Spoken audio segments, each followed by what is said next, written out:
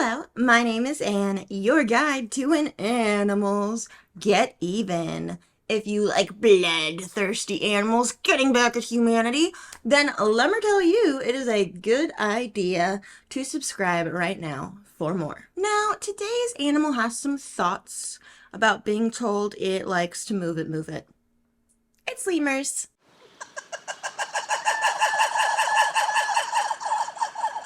However, the lemurs we're talking about today all ended up being ring-tailed lemurs. So, yeah.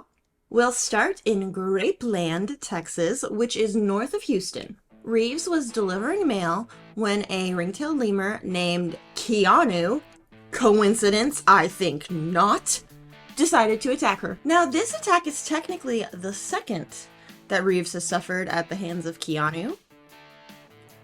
I can't get over that. Okay, it starts weeks before this assault when Reeves was delivering mail, yet again, and saw that Keanu was racing along a fence. She decided to roll her window up when she saw him, which, you know, good survival instincts on her part, and he immediately jumped onto the car. Keanu's owner came to speak to her when it happened, so Reeves, rolled her window down to have the conversation. And Keanu stuck his little lemur paw in there and started, pulling her hair. And I guess it wasn't painful because at the time, she and the owner had a little laugh about it. For weeks following that first encounter, she has been peacefully delivering the mail. Until Keanu decided he was not pleased with the speed at which his packages were being delivered and decided to take this issue up with his local postal worker. Reeves had just put some mail in the box and was preparing to pull away when she suddenly felt a sharp pain in her hand. Probably because ring-tailed lemurs have sharp canine teeth, and they had just sunk right into her skin. She lifts up her hand and blood just starts running down her arm. Now, after biting her, Keanu actually jumped right back out of the car, satisfied that his message had been delivered. His discontent had been registered with the Postal Service. In the end, his owner actually ended up chasing him into a shed away from Reeves, which resulted in him being taken away to be put into quarantine for 30 days to make sure he doesn't have rabies. I really can't blame them considering Reeves' call to her boss had words like, "Blood's everywhere," and "Come get me." Reeves has healed since the attack, but it's certainly something she will not forget. So what's the least traditional pet you've ever seen someone have? I think mine was a skunk, but it's okay because it's descented. Yeah, I don't know. Let me know in the comments. Florida. A 20-year-old woman heard some scratching noises at her door and stepped outside to investigate when, bam, lemur attack. She was bitten badly and her sister called 911. Then the lemur began to chase her around, and when 911 arrived, the lemur chased them around too. The Florida Fish and Wildlife Conservation Commission officers, that's a mouthful, had to use all of their practice and training and patience to successfully coax the lemur into a kennel in order to contain the scene. Meanwhile, the 21-year-old was taken straight to the hospital where her injuries required some stitches to close up some of the bite wounds. Those canine teeth, So far, the lemur's origin story is unknown. For all we know, this lemur materialized from the void outside of this house and chose violence. First thing. So the next attack is in Jackson County, Georgia. A little boy was attacked, and this is at a petting zoo. And I put attacked in these quotation marks because the story has some questionable elements. Jackson County is recovering after his dad says that a lemur attacked him while they were at a petting zoo. An ambulance took the boy to the hospital for treatment. But the father claims doctors weren't exactly sure what to do. Obviously, any injury and damage done to a child, especially one so young at 2 years old, is not the child is not responsible at all for what's happened to them. Never blame a child that young for things like this. And I also don't want to drag the petting zoo owner or the father through the mud. Although there's just a lot of aspects of this story that are odd, because there's 2 articles that I found about it, and they are wildly conflicting. Like, it's weird. Okay, so the first one, it says it's the father, son, and mother at the petting zoo. My son was looking at the lemurs, he was excited, he was happy, they were jumping around, and the owner had told us that if you want to go inside with the lemurs, then you can go inside. It says that they are the ones that asked to go in with the lemur, and that the lemur immediately pounced on the little boy. It talks about how the little boy had a scratch on his eye and a gash on the back of his head as a result. It states that the petting zoo owner took 100% responsibility, said he was 100% at fault for this. So that's what Ronald Carroll did at the Half Moon Petting Zoo over the weekend, holding his son Lawrence.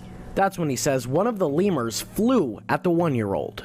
The lemur jumps on my son's head, starts attacking him. I tell the owner to let me out, and he opens the door up, and then I look down and this blood is just gushing out of my child's head. But then we have the second article. That's where it gets weird. This other story doesn't mention the mother at all. In fact, it makes it sound like it's just this father and son at the petting zoo. It says the boy is watching the lemurs and he's having a really good time. He's really excited.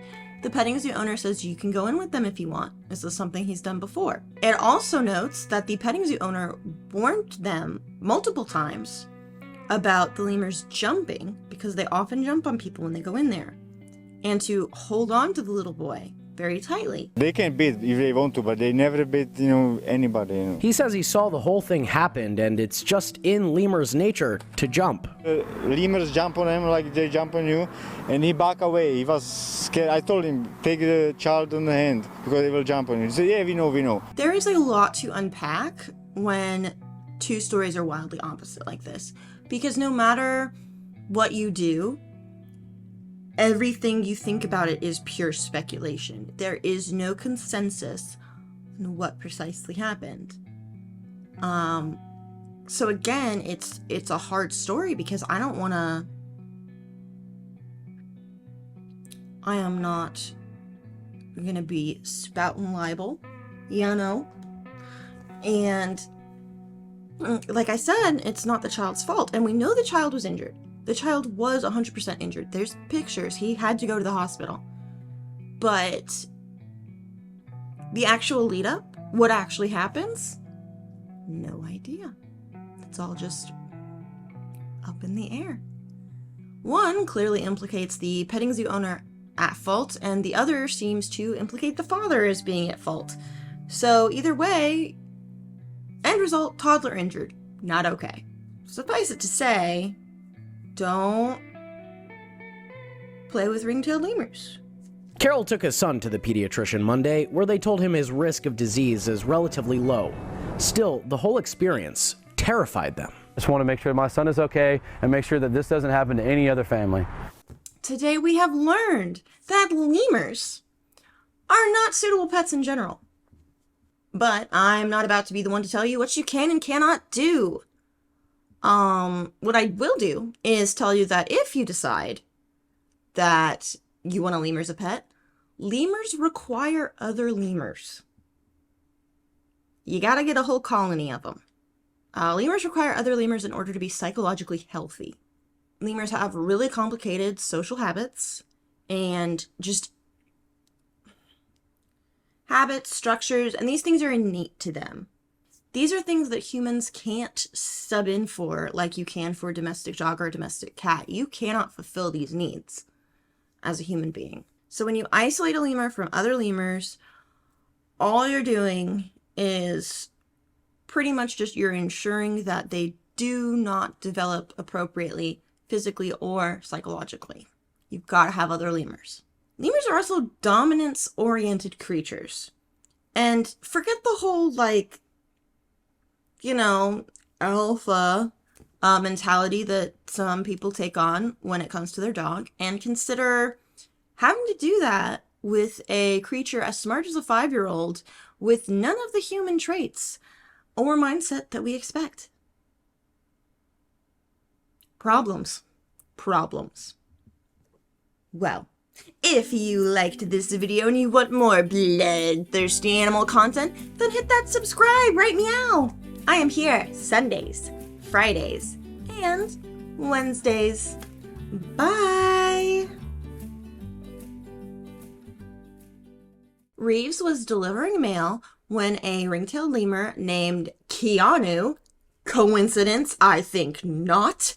Do you want to know what it is? The Matrix is everywhere. It is the world that has been pulled over your eyes to blind you from the truth. You take the blue pill, the story ends. You wake up in your bed and believe whatever you want to believe. You take the red pill, you stay in Wonderland, and I show you how deep the rabbit hole goes. Remember, all I'm offering is the truth, nothing more.